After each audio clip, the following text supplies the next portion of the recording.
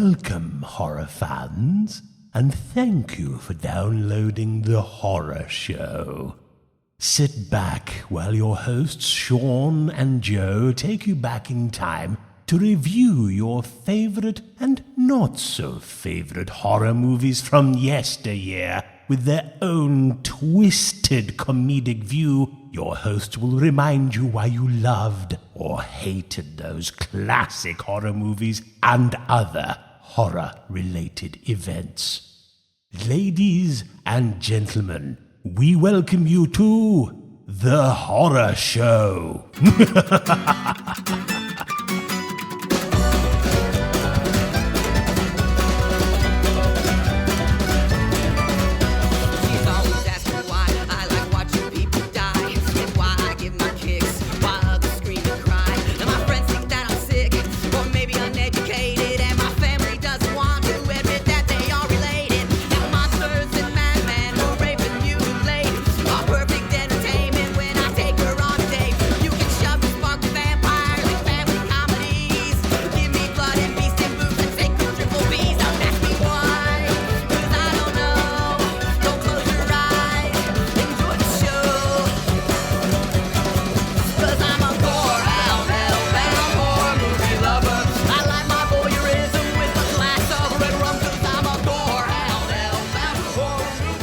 Hello, everybody, and welcome to The Horror Show, the show that dissects, mutilates, dismembers, and butchers all of your favorite and not-so-favorite horror movies and other horror-related events. I'm Sean. I'm Joe.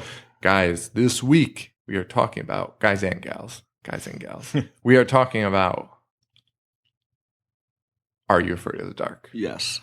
Last week we talked about an episode that was so-so. Yeah. The Ghastly Grinner. Wasn't super thrilled about it, but I think the nostalgia really carried me through that episode because I was just so psyched. Sure. So psyched. And I'm psyched today about these new episodes. These are going to be, I think we picked two of probably their best. Yeah, these were a lot better than the one that we watched last week. Yeah, this week we're going to be talking, and unfortunately, I planned these specials based around the idea that all of our fans could go to Amazon and use them because they were actually free if you had Prime. I was like, oh yeah, so everyone could go watch them. Yeah, they are no longer free. I know. They ended the night after we recorded. We watched it because I went to go watch these ones and it was unavailable. That sucked. Having to download the entire series of Are You Afraid of the Dark sucked. Oh, allegedly downloaded. So let's first talk a little bit about Are You Afraid of the Dark? Loved this when I was a kid. Yeah, loved it so much. It ran from 1990 to 1996, and then a second. Oh, because I think last week we were saying it went into the 2000s. It went through the 2000s, which I guess it did. It kicked back up again in 1999 and ran through 2000. With the same cast? No, new cast of kids. But I couldn't help but notice one of the later episodes, once I stopped watching, was the tale of the virtual pet. like a Tamagotchi? I think so. I'm not going to watch it. I don't even care to watch it. That just sounds awful. That sounds like the worst idea I've ever heard. I'm not going to lie. I might want to watch it. I want to watch it. So stay tuned for that episode in like 6 months when we run out of ideas. And we're like, hey, we're doing the tale of the virtual pet. Check it out. And then rip on us. But so I put these in. I held this off on talking about this during the Ghastly Grinner because I wanted to talk about when we really get in depth into Are You Afraid of the Dark? That intro. Yeah, it's great. So good. I mean, you want to talk about setting a tone for the whole, just the whole show, and like the idea that it was on Snick, and I think it was the last show on Snick. I can pull up the time for slot a while. Yeah. Just that idea, just that. I mean, like because I'm almost certain it was last. You'd watch Ren and Stimpy. And then there was like a rotating. See, I want to disagree because I always felt like I would get pissed because like Linda Ellersby and that news show would come on last. It was so boring. But that wasn't even Snick. I feel like that was like, okay, time to go to bed, guys. Dude, that was the worst. I always get so disappointed. That was infuriating. Linda Ellerby's Nick News. Dude, I might want to pull up an episode because I can't imagine it was enjoyable. It was like MSNBC with it was kids. really close. Like, like not even like the graphics to keep you engaged or anything. No, it was just kids talking about like current affairs. Dude, I'm pretty sure it was just Linda Ellerby, like for the first 15 minutes, like sitting there talking about news, and you were like, "What? What is this old woman lecturing me about? This is what I go to school for, not my free Saturday night. Get out of here, Linda." Yeah, so what? Are You Afraid of the Dark was last. It always closed Snick out. There was 1 year, 93 to 94, where Roundhouse. Which makes sense because I think that was a little bit more. I don't want to say adult, but it was edgier. Like racier. They were like, "Oh shoot, we got to take Snick or got to take Are You Afraid of the Dark off last." The show has got to close. Well, Roundhouse. I can't talk. Are You Afraid of the Dark was always at 9:30, and then Roundhouse came on at 10, so that makes sense. Yeah. Oh yeah, that's pretty late. But you'd always like start off. It's for the high school kids that didn't get invited to parties. Yeah.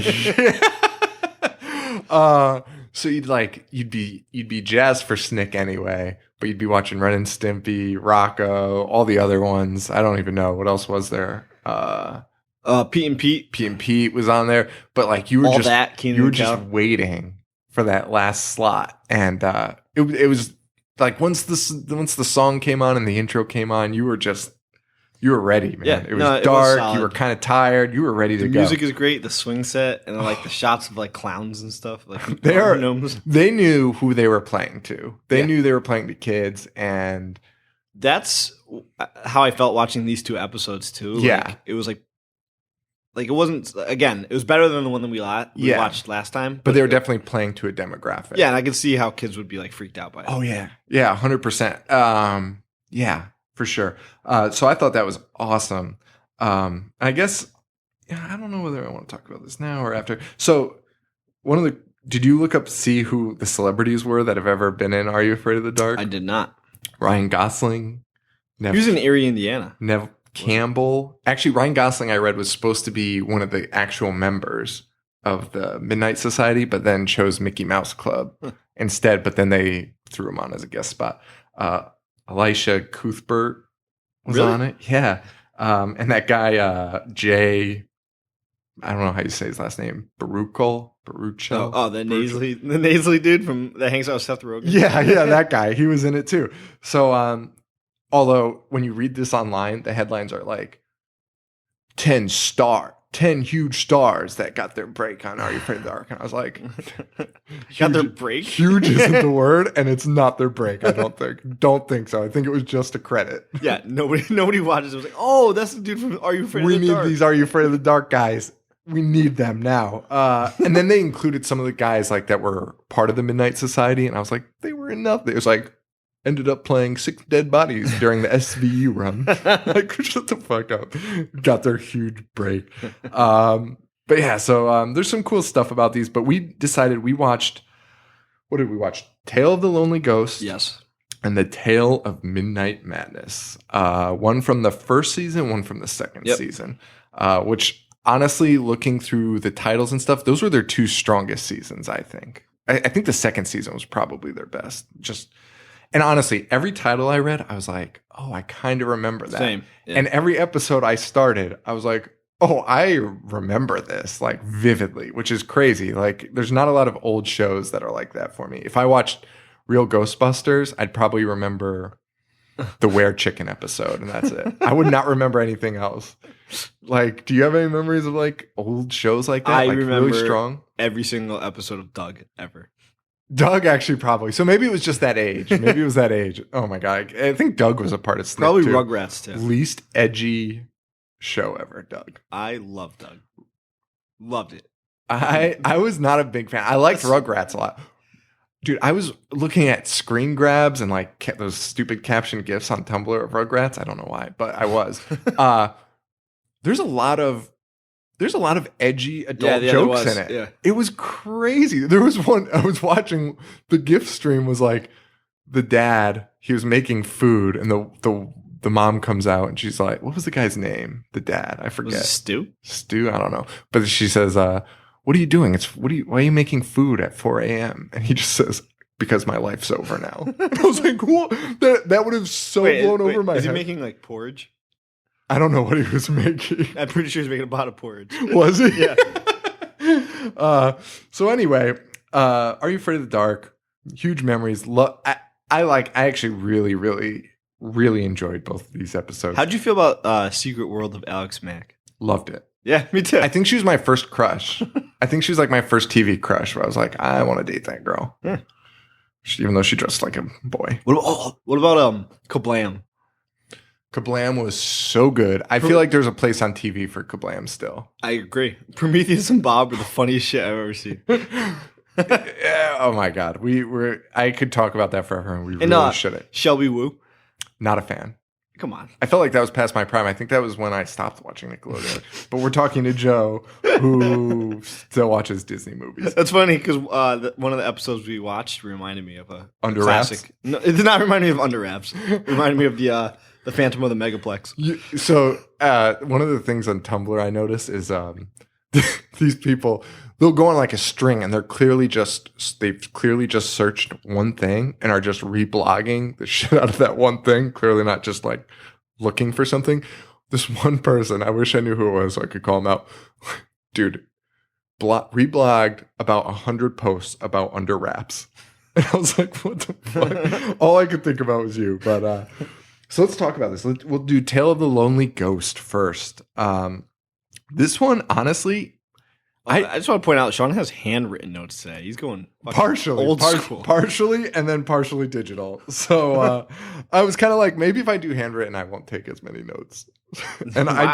I didn't, because it was tiresome. And also, I had left off a lot of facts because I have no idea what happened. I don't know the setup, and I felt like the setups are very weak in Are You Afraid of the Dark? Either one, the ghost one. But the ghost one especially. So this girl is staying with her aunt. Yeah, we meet her parents are going to like a museum. They're like kind of like Indiana Jones or some shit. They're going to a museum. I feel like I missed all of these people's names. Even in the new one, I could barely get their names. Like, not the new one, but the second one, the Midnight Madness one. Yeah, like I have girl listed as her name for most of them. Fair enough. The only name I have is Cousin Beth because she was Beth the and Ving. worst. Beth and Ving are the only two people I remember. What was her name? For the second one. Ving. Ving? Wasn't that his name? Oh, yeah, the guy. Yeah. The kid's name, I think, is E. Yeah, I didn't remember their But names I couldn't even pick that up. You only Whatever. need to know Beth and Ving. Yeah. Beth And Nanny. Vink. Oh, Vink. V-I-N-K. Yeah. With a V. What a jerk. So we have this girl. She's staying with her aunt. Yeah. Right? Is Yes. this correct? That's correct. Yeah, that is correct. And basically the setup is, I don't even know the setup, but her parents are like archaeologists, never comes into play, but they reference it like 4 times. Yeah, in it's the just beginning. why she's staying there. Yeah, they had to make sure that got through, but not anybody's name. And then one person's name is Nanny, and she is the nanny. The nanny, yeah. So she's staying with her aunt and her cousin Beth, who is the worst. shittiest troll Yeah, I've ever seen in the my worst. life. And they live next to a creepy empty house that they just can't seem to sell. So weird. So very weird. I wanted to point out when she's talking about that house, the aunt has the most surprised, like terrified look on her face. So I'm like, oh, she must see the Yeah, lonely that's ghost what right I now. thought too. No, it's just the for sale sign bent down, and then when she picks it back up, it is not straight. It is still like a 90-degree It angle just and it falls again. And I don't know if that was intentional or not. I really don't. I really don't. There are parts of this where the production value seems pretty high, and then there's some parts where it's just like, let's just film this. Let's just get this on film and get it over with. So she meets cousin Beth, who is just the nastiest person. Yeah, she's nastiest human being of all time. And doing her activities involve stuffed animals. What does she call people who aren't cool? Zeebs? Is that what she calls them? Dude, she said so many I things. think it's Zeebs. She's an idiot. And she says, to hang out with me, you need to arrange all of my stuffed animals every day. Yeah, but isn't she like in high school? That's what I thought. And she's like, I mean, they're older, but you have to arrange all of my stuffed animals overnight, not snitch on me, which is like, whatever, and spend a night in the haunted house. And the girl's like, fine, I'll start arranging your animals now. And I was like, what the fuck? Yeah. This is the weirdest thing I've ever seen. Like, you might as well have just left that out. Why? And if somebody ever said that to me, I would just be like, okay. And then just go like sleep on the couch or something. There's no way I'd want to hang out with her. Yeah. And then this is also when we meet Nanny. And I mean, the girl, the main character of this is a sweet girl. She's just, goody two shoes, really. Yeah. So she sees Nanny basically struggling to do everything, and she kind of, tries to talk to her. And Beth comes out and is like, screams, "Don't touch her wrinkly, disgusting hands."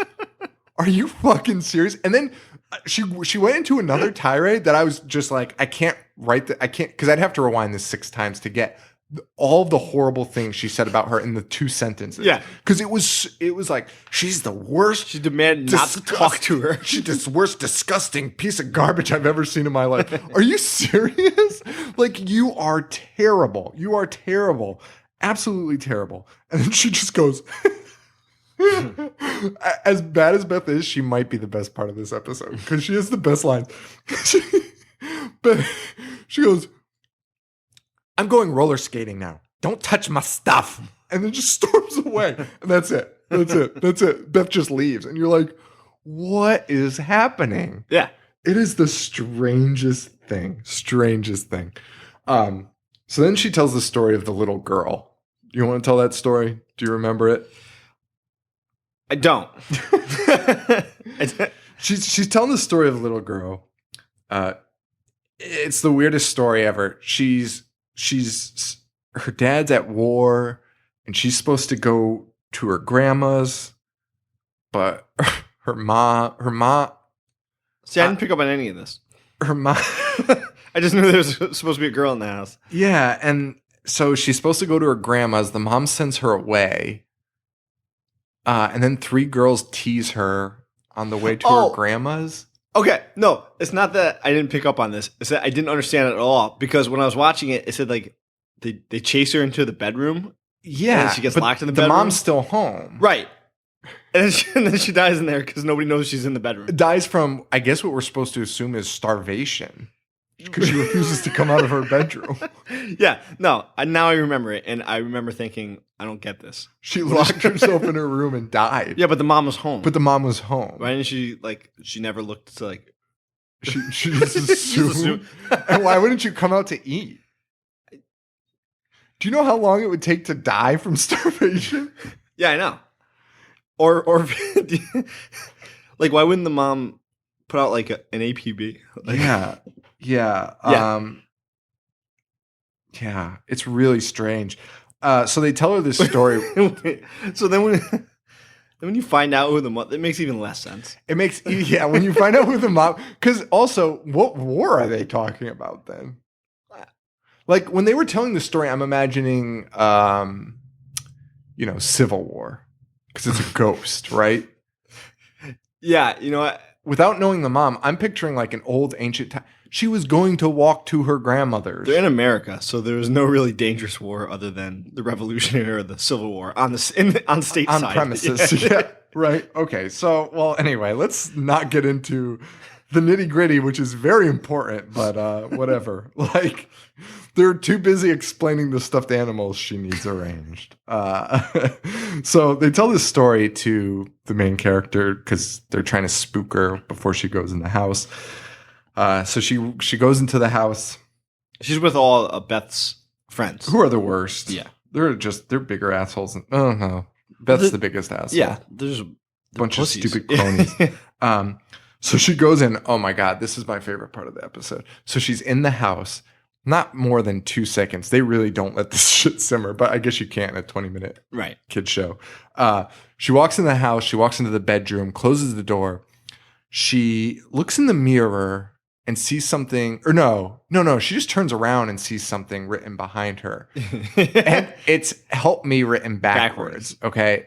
the easiest, like you see that backwards and you know exactly what it says. She goes, it's backwards. It's backwards. I can't, like, she can't figure it out. And that's when she looks in the mirror and realizes it says, help me. Yeah. And then all of a sudden a little girl appears in the mirror. Was awesome. Yes, it was great. And fantastic special effects. That was the best part of like, if I was like 6 or 7 and watching that at 9:30 at night, I could see myself getting spooked by it. Well, especially with like, you're, as a kid at that age, you already are pretty familiar with Bloody Mary. Yeah.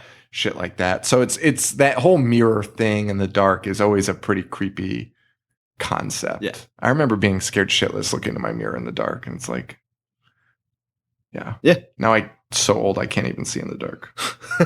Just bang my head in the mirror. Would you still, like, if I asked you to go say Bloody Mary 5 times, would you do it?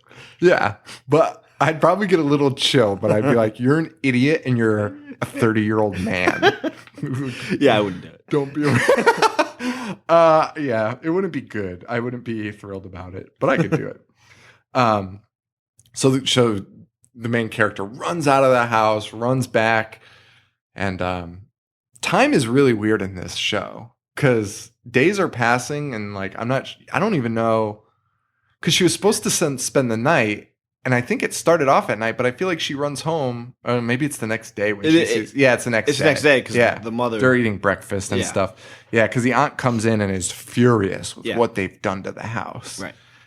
And Beth is also pissed. So they go into the house. The mom gives them some cleaning supplies to clean up. Beth is pissed because she thinks the girl did it on purpose to get her in trouble. Yeah, which is like whatever. But help me is written all over the walls now. It's not just the one instance. It's all over. Yeah. Still backwards. Yeah. Top to bottom all over this room. And then the ghost appears again, which is pretty cool. And Beth's reaction to this is, look at all those stuffed animals. Awesome collection. Yeah.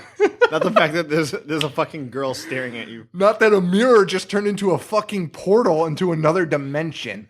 Not even that there's forget the ghost girl, the dead girl. Look at all those stuffed animals. Awesome collect. Are you fucking Is there anyone stupid? that would think that way? No. Unless a very big stuffed animal enthusiast. But still. And Beth goes in. Willingly. Willingly. Yeah. Willingly goes in. And the dead girl comes out at the same time. And she gives the girl the locket. And did she even look at the locket at first? No, she just kind of takes it and splits. Or no, she looks. No, she looks because she realizes who it is. Yes. Yeah, so she runs off, and inside the locket, Nanny. Yeah. Picture of Nanny, that's her name, I guess. And of course, Nanny's about to go Splitsville. Yeah, why?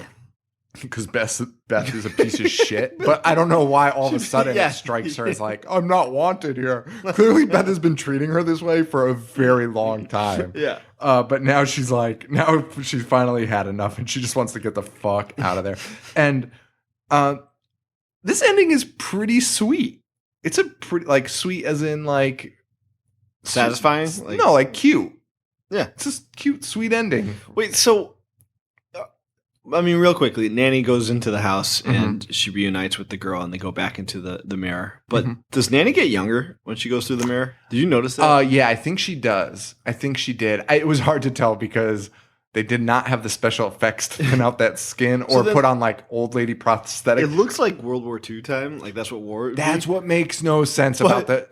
But they're also dressed like Anne Frank style. Right. They should be living in Germany. Correct. To go back to what we were talking about before where we were very confused about the war, this was the confusion.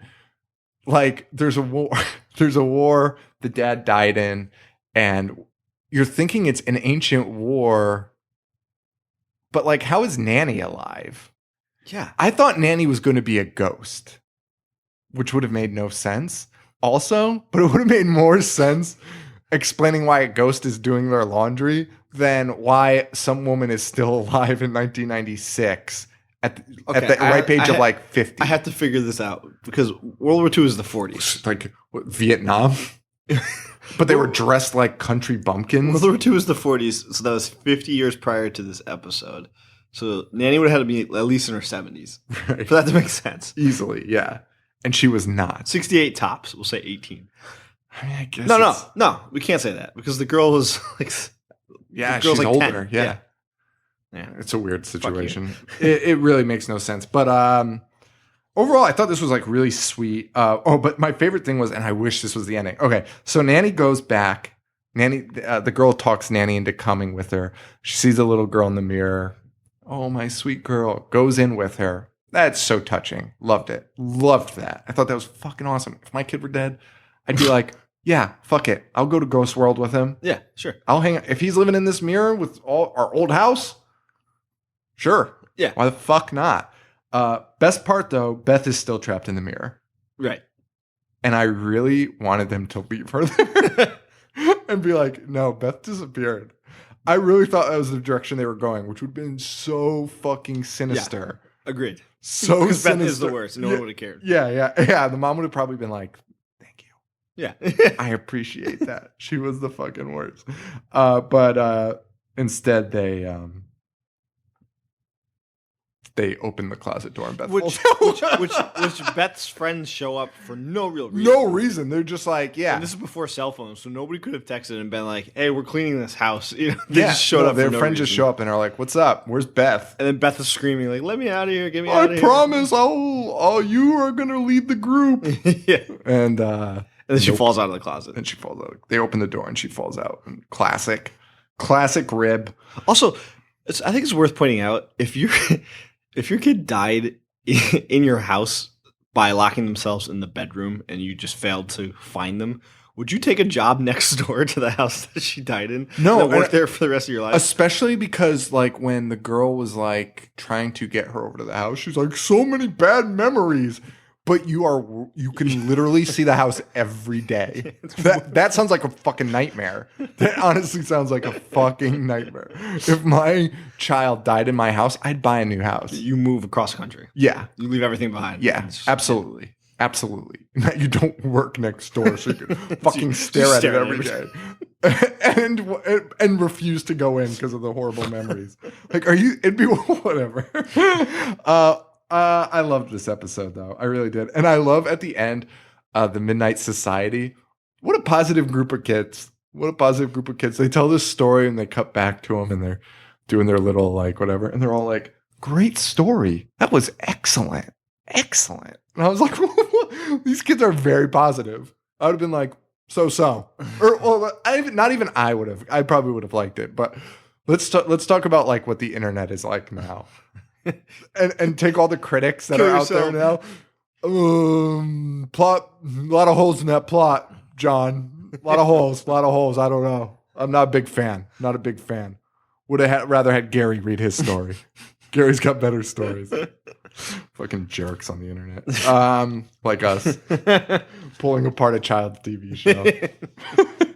So that's it for my paper. So you won't hear any paper ruffling anymore because I was playing with that pretty thoroughly.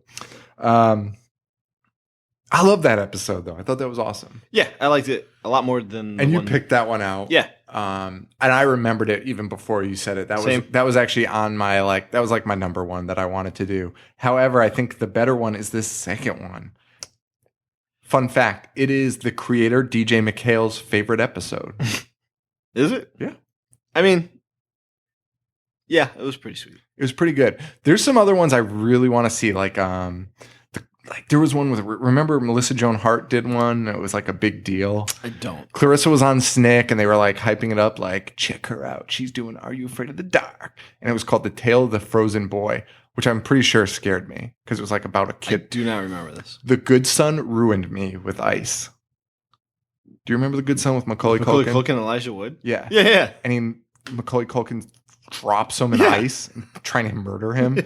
That like ruined me for ice forever. I was like, that sounds awful. Freezing and drowning. Yeah. Worst thing ever. And they did that. They covered that on Are You Afraid of the Dark? Really to just mess with kids. But yeah, she did one. I think Alex Mack did an episode too. There's a lot of little crossovers there with all the other shows. But there's some other ones like The Tale of Cutler's Treasure. It's like an hour-long episode. Really? Yeah. Also, did you know this Professor Vink that we're about to meet in this next episode? He's like a character on a lot of episodes. He's Vink in a lot of Are You Afraid Oh, of the really? Dark episodes. He's in the universe? He's in the universe. That's pretty awesome. And when you think about it, that it's these kids making up stories, it's even cooler. It's like, They're keeping him around. yeah, it's do you pretty remember cool. him? Yeah. It's pretty cool. I guess it's kind of like this. Vink is the original Slender Man between kids. It really is. Yeah. Really is. Maybe we should just start writing stories on Creepypasta about Professor Vink. About Vink.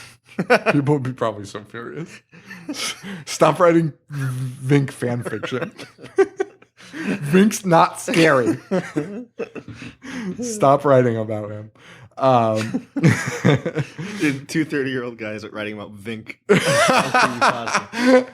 A Vink fan fiction website. Let's erotic fan fiction about Vink. That would be horrible, actually. Vink is disgusting. So, the Tale of the Midnight Madness. The setup for this is the kids were going to go see an all-night movie marathon. But then they've decided to come to the woods and tell scary stories. Tell scary stories. What? That word did not belong in that sentence. They decide instead to tell scary stories in the woods, which I would not have done. Yeah. A movie marathon sounds so awesome. Agreed. Yeah. And it was called Fright Night. I've never, as much as I loved horror, I've never experienced the campfire tales, and I don't feel like I missed anything. I don't think so. I mean, I hate camping. I think I've told some stories at sleepovers, but Dude, it's the same but those shitty stories stories. Yeah. Yeah. You would have thought this show would have. I guess this shows that TV does not inspire creativity, because as much as I love this show, I was like, let's watch Are You Afraid of the Dark, instead of being like, I'm going to write a scary story. Instead, I was like, I'll just watch Are You Afraid of the Dark. Those are better. Those are way better. So one of the kids, Fred, is telling, this is his story, but he says, he's telling them, you don't want to go to the movies because I don't like them, because when I go in, I just feel like I'm lost. I was like, you're an idiot. Sir, you are an idiot. You are in high school. You are a moron. He's like, it was really ridiculous.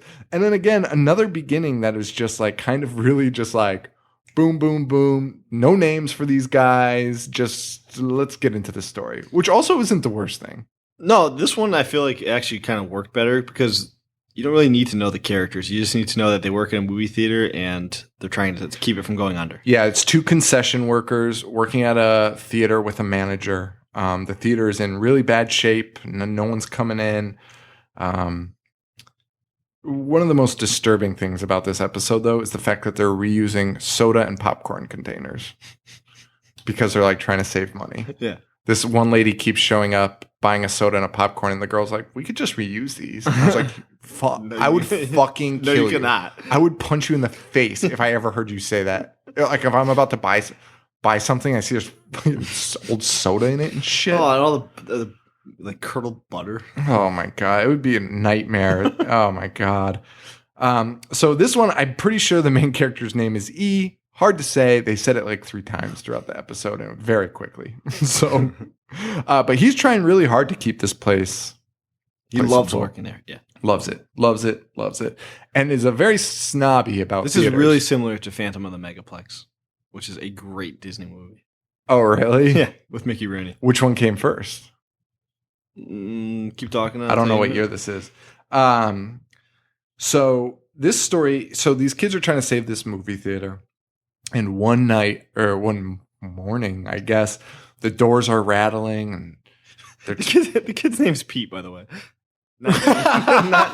Are you serious? Yeah. All right, so Pete's there, not E. Pete, Katie, And I hope Mr. no one Kristoff. thinks that's racist. I legitimately thought they said E. That's not some racist nickname I gave him. Why would anyone think that's racist? Easy, I don't know. People are very sensitive now. People are very sensitive. If you got offended by that, you're an asshole. Well, the thought that I'm oh, this black kid's gotta have a cool nickname. We never even said what color he was. No one would ever know. Well, whatever. The door's rattling and Pete is pissed. Pete's go the fuck away. Which, by the way, if you're trying to keep this place in business, be yeah, we'll run something right now. Whatever you want. Come in, buy whatever you want. Yeah. But somehow the door unlocks itself The doors burst open, and we are introduced to Dr. Vink. It wasn't Professor. It wasn't Professor? No, it's Dr. Vink.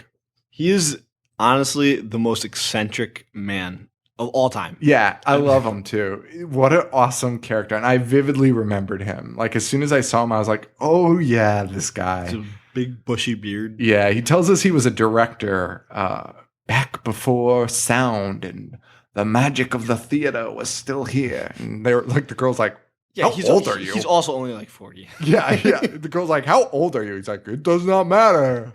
I was like, oh, okay. Well, sure. It actually does. Jerk. Because you were probably lying to us. But he wasn't. Yeah. But he says he made a vampire movie. Yeah.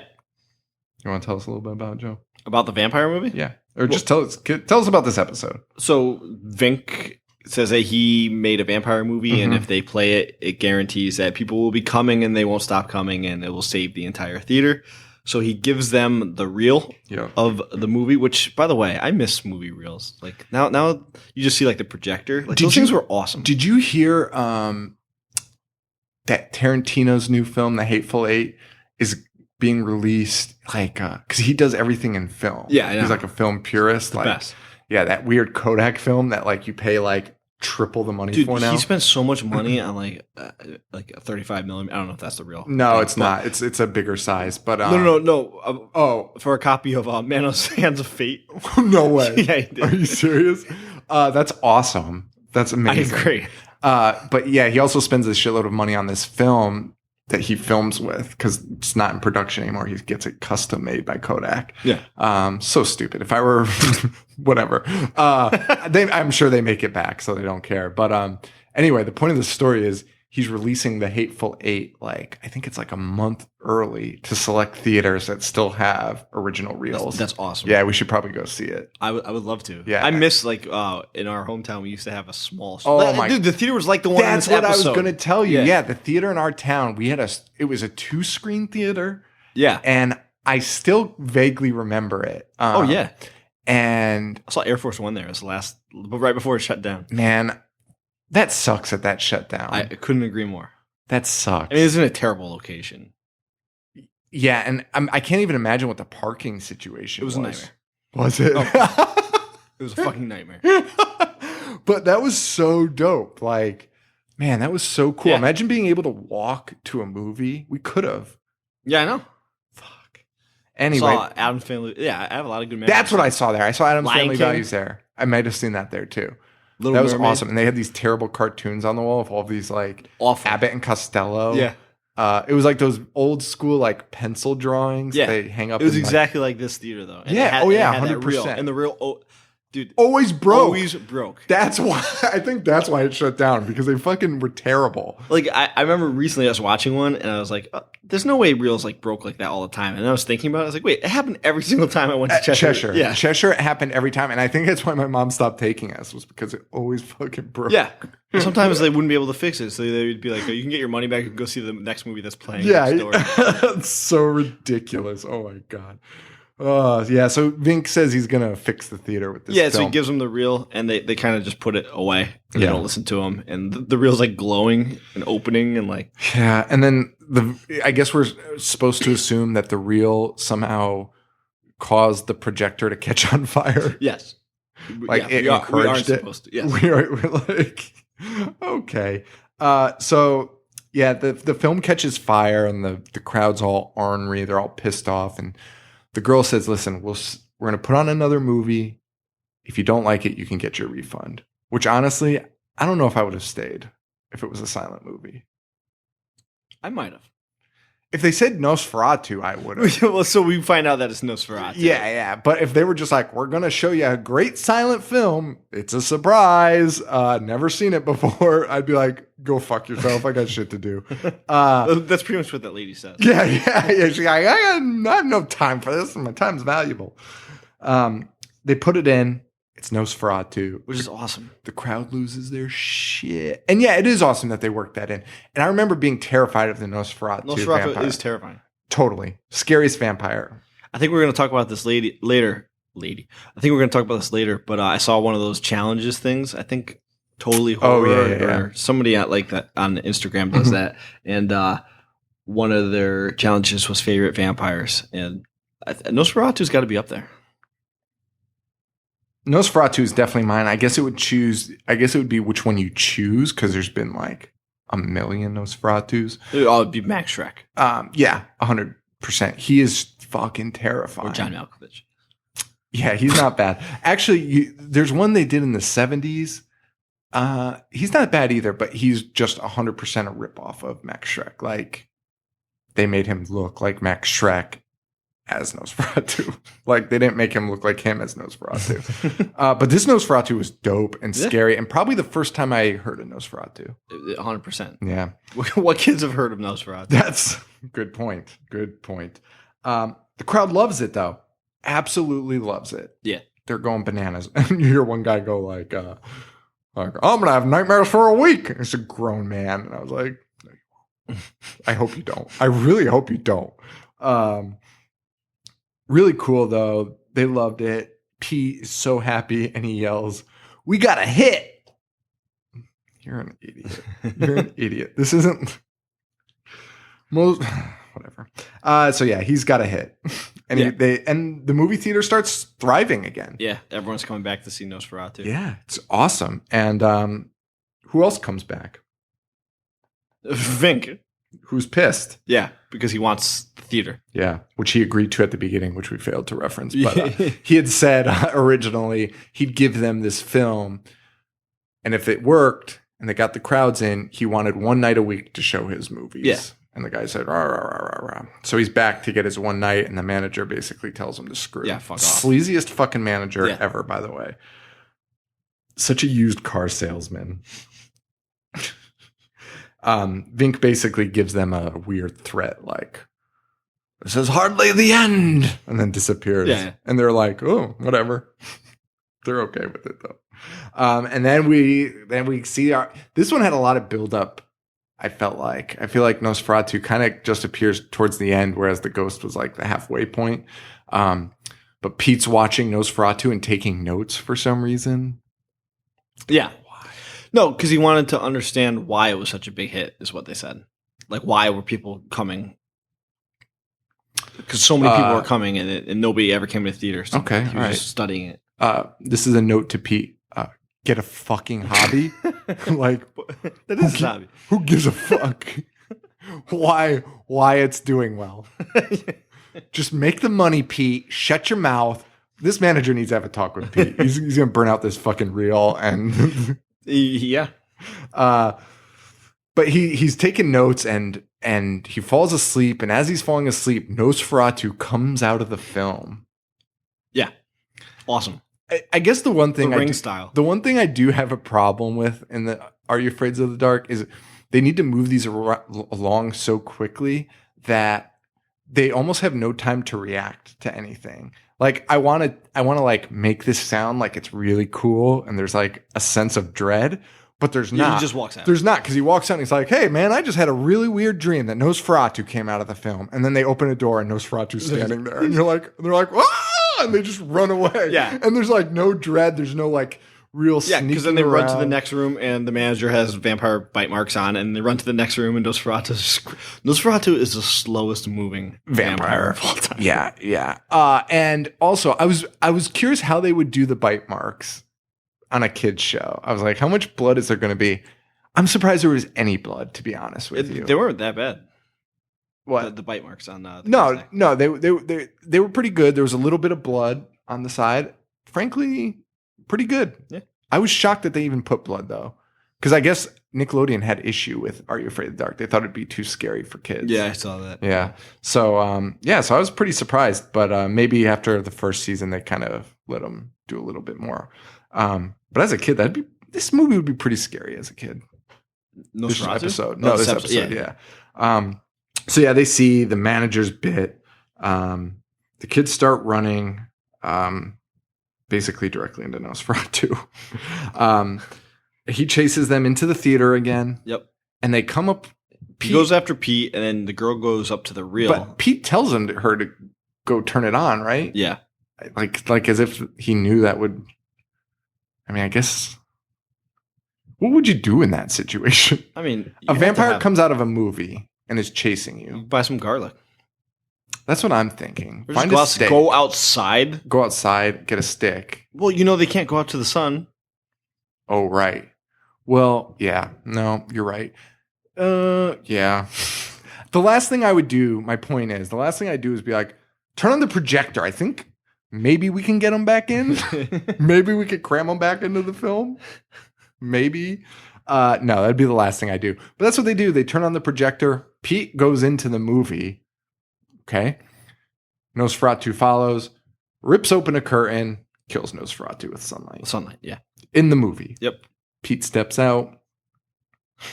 The manager is all well. Everything is back to normal. Oh man, I just had a weird dream.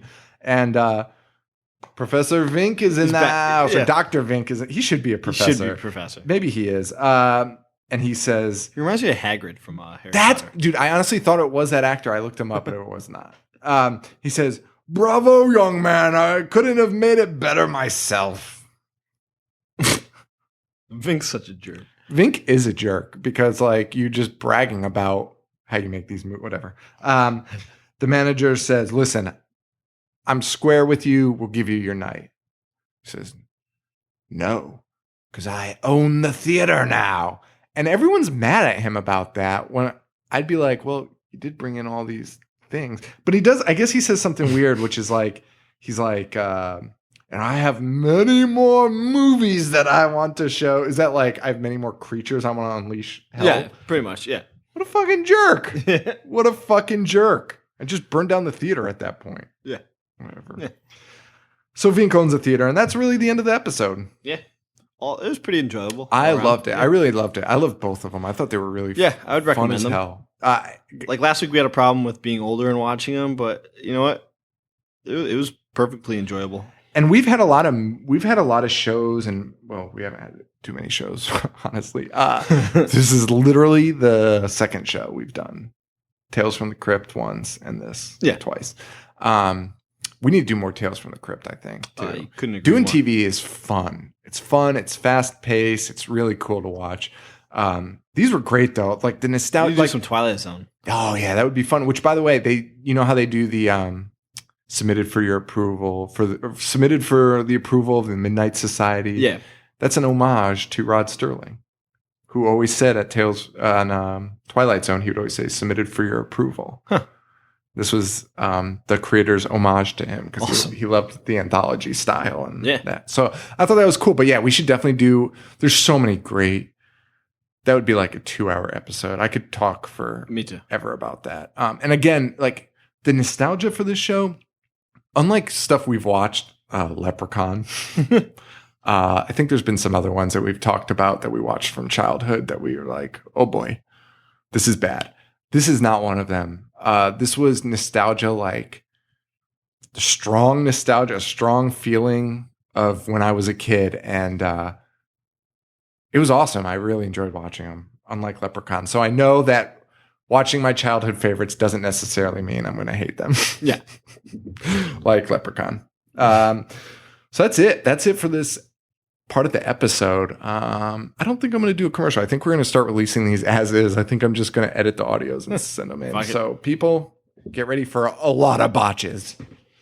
But let's talk about, I wanted to do something fun for this episode. I don't think we're going to have time to do viewer submissions. I do want to give a shout out to Joe. Can you pull up that guy's Twitter? Yeah. I don't want to say his like full name. Handle.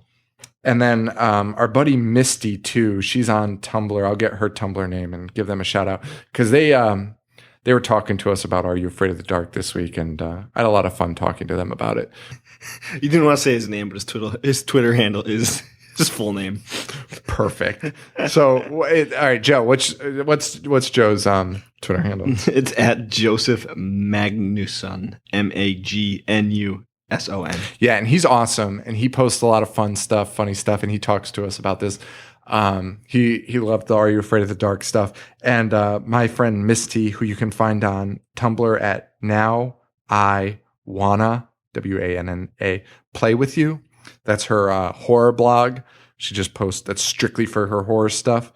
and she loves this. She loved Are You Afraid of the Dark, and specifically the 13th floor or the 13th elevator, something like that. And I looked it up, and I wanted to do it for this episode, but we just didn't have the time for it. But it's another one that you see the images from it and you're like, oh my God, yes, that weird one with weird aliens. But the other thing I wanted to do this episode was there's a horror challenge going around on social media, the June Horror Challenge, hashtag June Horror Challenge. And every day there's a question and you answer it about your favorite stuff. Guys, this isn't going to be complex because we didn't get to review them, or Joe didn't. And frankly, I did not really. I think I did it just off the top of my head. This is going to be off the top of the head, and I also think it should be a speed round. That's what I was thinking. In fact, I'm going to pull up my timer, and it should just be like, first thing. Don't even pull up the timer. We could do it. Speed round. So, yeah, because I think that's better. And I think that's more fitting for this. Because to pick some of these answers is honestly like, I would need like a week to mull it over and watch these movies. All right. Let's do this. Day one, and we're going to catch up through the release of this episode, which is day 16. Yeah. And then on our last episode, we'll do the last 14 of them. So day one is favorite final guy. I had no fucking idea what that meant. Could anyone tell me what that meant? If you could, you probably wrote the question. But the answer is the survivor, the final survivor, which is what the question should have been. Your favorite final survivor? Ash. That's a great one. And I saw that a lot. And I never wrote an answer to that. I wrote a big complaint about why it's called that. Ash would probably also be mine, though. Ash is awesome. But there's like, oh no, this was my answer. My answer is I kind of like them all because usually the survivor is the most likable person. Right. You know what I mean? Like, is there a survivor that I'm like, oh, that sucks? No, of course not. But Ash is the right answer. Yeah. This one's hard. Poster you love for a movie you hate. Okay. Wait, I want to talk to you about this. You can think about this while I say this, but this is probably going to infuriate you and throw off your concentration. So I looked up other people's answers to kind of get some ideas. The first two I find were Babadook and It Follows. Guys, the word is hate. The word is hate. And frankly, those two posters are really cool, but they're not like great posters for a movie I hate. You're all jerks. You're all jerks. I mean, this is tough. I've got some that might jog your memory a little bit. So I also saw a bunch for frogs. The poster sucks. The fucking the hand out of the frog's mouth. No. But also the movie sucks too. Here were my answers though. I don't like The Howling. I was just going to say Howling 2. Okay. The Howling posters were all really great. I loved all of them. I don't even like Howling 1 really, frankly. I love it. Not a fan. Rosemary's Baby. Well, that's stupid. I don't like Rosemary's Baby. Come on. I don't. And Poltergeist. I was also thinking Poltergeist, but I don't hate Poltergeist. I just don't care about it. And then that's why I think this question is kind of like you kind of have to just pick a middle ground because there's no movie you hate that has like a killer poster. Right. No. A shitty movie has a shitty poster. So like it's this weird, it's a weird question. I did not like that question at all. And it was hard to pick. And by the way, when I say I don't like Rosemary's Baby, it's just I'm not a huge fan. I don't hate it, which is where it's weird, right? I mean, anyway. I guess one of my answers would probably be like one of the like the Grudge remake or like the Ring remake or something like that because those posters were all right. Yeah. Day 3, favorite remake.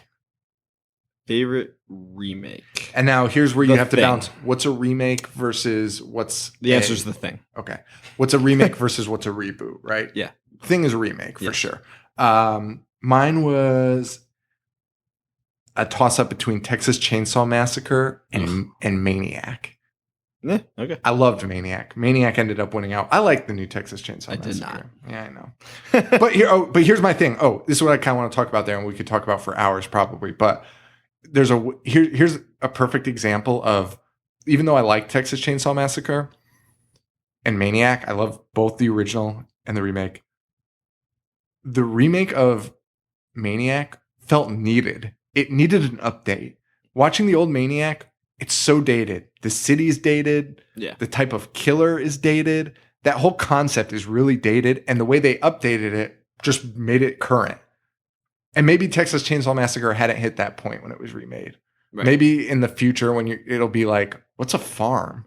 They may need to remake Texas Chainsaw Massacre. You know what I mean? Like, what the fuck is there's an empty city? Like, what? No. Anyway, next one, day 4. Favorite episode of Tales from the Crypt? The Christmas one. Same. And All Through the House. If your answer is any different, you haven't seen an All Through the House. It's not a question. No. Day 5, worst tagline. That's tough without researching too. I had April Fool's Day. Wait, there's one for the stuff, which I think turned 40 today. I don't know why I know that, but let me look up that tag. Dude, I know because I saw it. I looked it up. I did April Fool's Day though because it literally tells you nothing about the movie. So the cover of April Fool's Day is the girl who has a braid in the shape of a noose and is also holding a knife behind her back, entering a party. And the tagline is, "Guess who's going to be the life of the party?" We don't know. Because what the fuck? We don't know anything about this movie, so it tells us nothing. And then under that, it says, "A cut above the rest." The stuff is, are you eating it or is it eating you? And that's pretty ridiculous. Day 6, favorite film from your birth year. Are you born in 85? I am born in 85. It's a pretty good year. You could look it up. It's pretty easy. I thought there was going to be a lot better ones. Ultimately, it came down to Day of the Dead, Reanimator, and Return of the Living Dead. It's Reanimator. Really? Yeah. I was Day of the Dead. I'm okay with it. But the answer is Reanimator. Yeah. And if your answer was Return of the Living Dead, you're wrong. It should be one of ours. And I went away Reanimator versus Day of the Dead a lot. And Return of the Living Dead's great. Return of the Living Dead is great, but not the best of the year. But it's just your favorite, so whatever. I could see that. If you were really into Leanna Quigley's titties, that is the best movie of 1985. Yes, agreed. Unless she did a porn that year. Day 7, characters you are glad died. I said, I don't know. My answer is I don't know. Because honestly, listen to this podcast. I probably complain about a million people that are supposed to be good guys that died. Here's one that I'm upset didn't die. LL Cool J and H2O. Yeah. Mainly because he suffered a gunshot wound to the head. Yeah. Like, I'm not upset because he's a bad person. I'm upset because he should be dead. Yeah. I agree. Logistically, he should be dead. Did that bitch from The Mist die? The religious nut? I think so. Well, then that would be my answer. Yeah, she was the worst. And then basically any villain that's a rapist, right? Yeah. Like, you're always glad they're dead. Yeah. Oh. Favorite slasher? Yeah, so I guess all the guys from Last House on the Left. Yeah. Yeah. Yeah. Yeah. That's probably number 1. Or I Spit on Your Grave. Yep. Is Leather... Oh, no. That's my... favorite slasher? Day 8. Well, it's Halloween, but to not give a generic choice, it would be either The Burning or The Prowler. The Prowler's a really great one. Is Leatherface a slasher? I don't know if he is. I would say no. If you start including the sequels, I guess. But no, I'd say no. And then you also have to think, is it a character of the series? I don't know. I get too far into these. Is Freddy a slasher? Yeah, Freddy's a slasher. Sure. Yeah, I'm with Freddy. And then if I'm talking about a series, though, I think I'm going with Scream for slashers. Really? As a series. Over Friday the 13th? Yeah.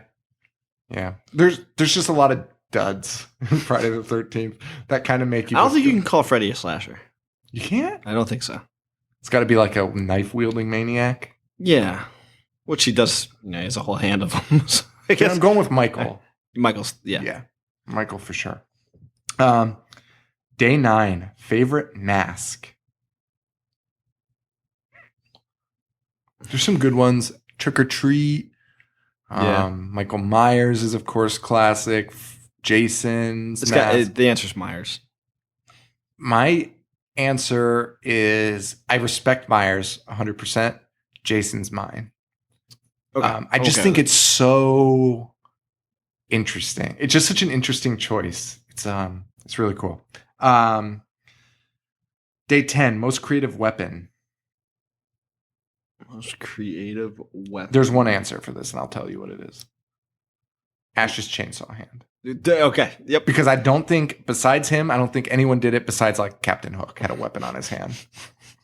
Or Freddy. On a stump. No, on a stump, though. On an amputated arm. Let's talk about that. Yeah, Okay, it's an amputated arm. I'm going to go with that, too. That's a good one. Think about it. And it's been so overdone now. Wait. What's the question again? Favorite weapon. No. Most creative weapon. Most creative I have weapon. a different answer. Okay. It's the lawnmower from Dead Alive.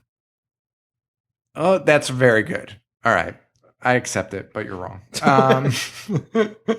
This was the worst one. Most creative or this guy was stretching when he made this, or girl. Best original vocal song. From a horror movie? Exactly. Fucking exactly. It's Dawkins' song from Dream Warriors. That's so good. I did the Monster Squad rap. Okay.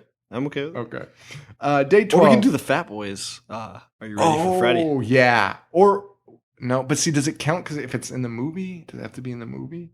Because then Will Smith's Nightmare on My Street is the best. That is the right answer. Yes. It wasn't in the movie. Yeah, but it is the right answer. You're right. Okay, I'm right. Day 12, favorite killer animal. I don't really like favorite animals. Do critters count? Yeah. I guess birds. The birds. No, the answer is Jaws. Yeah, sure. Some of these answers I just don't give a fuck about. All right.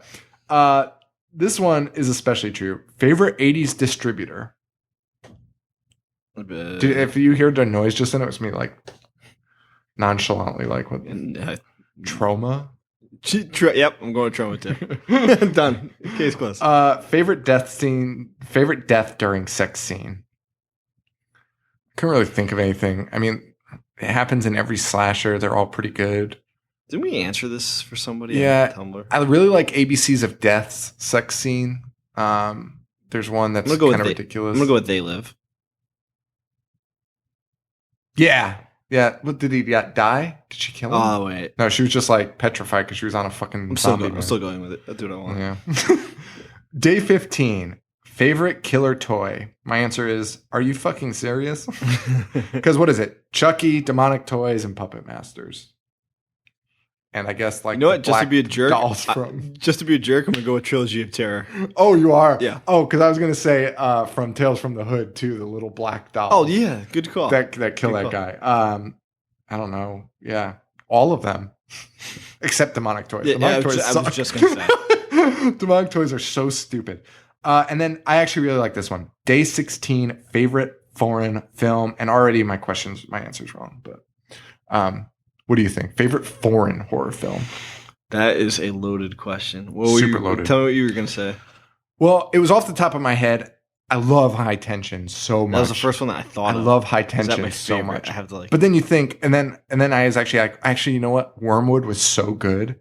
And it's currently my favorite movie of 2015. Still haven't watched it. It's so fucking good, dude. You have to watch it. But then I was like, oh, wait. Suspiria. Yeah. Then you start thinking about it, and then you're like, never mind.